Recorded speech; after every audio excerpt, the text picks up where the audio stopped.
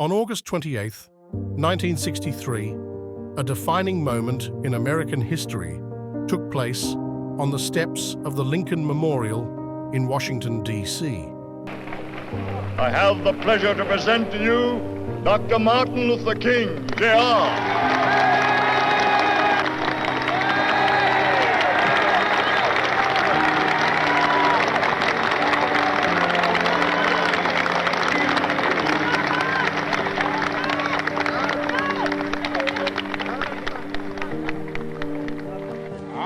Happy to join with you today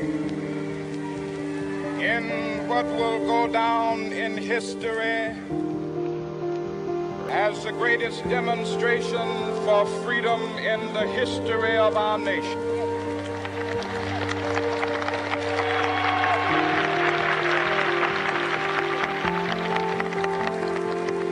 Fourscore years ago, a great American in whose symbolic shadow we stand today signed the Emancipation Proclamation. This momentous decree came as a great beacon light of hope to millions of Negro slaves who had been seared in the flames of withering injustice. It came as a joyous daybreak to end the long night of their captivity. But 100 years later, the Negro still is not free. 100 years later,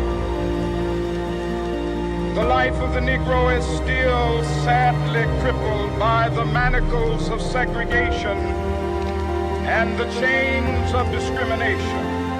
100 years later, the Negro lives on a lonely island of poverty in the midst of a vast ocean of material wealth.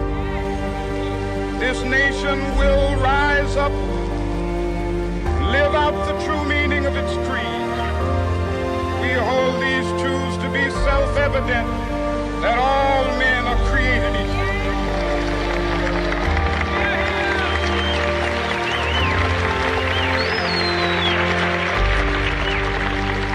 I have a dream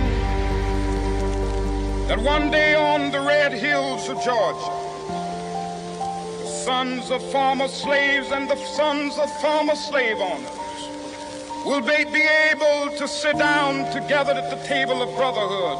I have a dream that one day, even the state of Mississippi, a state sweltering with the heat of injustice, sweltering with the heat of oppression, be transformed into an oasis of freedom and justice. I have a dream.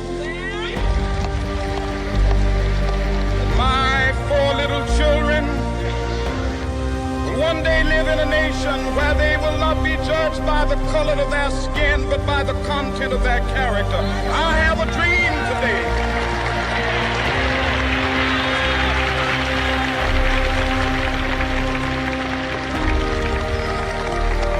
I have a dream that one day down in Alabama, its vicious racists, with its governor having his lips dripping with the words of interposition and nullification.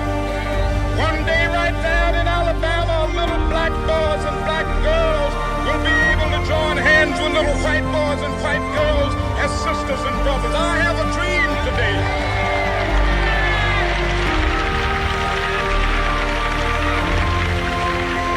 I have a dream that one day every valley shall be exalted, and every hill and mountain shall be made low. The rough places will be made plain, and the crooked places will be made straight. And the glory of the Lord shall be revealed, and all flesh shall see it together.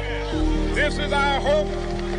This is a faith that I go back to the South with. With this faith, we will be able to hew out of the mountain of despair a stone of hope. With this faith, we will be able to transform the jangling discords of our nation into a beautiful symphony of brotherhood. With this faith, we will be able to work together, to pray together, to struggle together, to go to jail together, to stand up for freedom together, knowing that we will be free one day. This will be the day. This will be the day when all of God's children will be able to sing with new meaning, my country, tears of thee. Sweet land of liberty, of thee I sing. Land where my fathers died, land of the pilgrim's pride. From every mountainside, let freedom ring. And if America is to be a great nation, this must become true. So let freedom ring. From the prodigious hilltops of New Hampshire, let freedom ring. From the mighty mountains of New York, let freedom ring. From the heightening Alleghenies of Pennsylvania, let freedom ring. From the snow-capped Rockies of Colorado, let freedom ring. From the curvaceous slopes of California. Not only that, let freedom ring from Stone Mountain of Georgia. Let freedom ring from Lookout Mountain of Tennessee. Let freedom ring from every hill and molehill of Mississippi, from every mountainside. Let freedom ring. And when this happens, when we allow freedom ring, when we let it ring from every village and every hamlet, from every state and every city, we will be able to speed up that day when all of God's black men and white men, Jews and Gentiles, Protestants and Catholics will be able to join hands and sing in the words of the old Negro spiritual. Free at last, free at last. Thank God Almighty, we are free at last.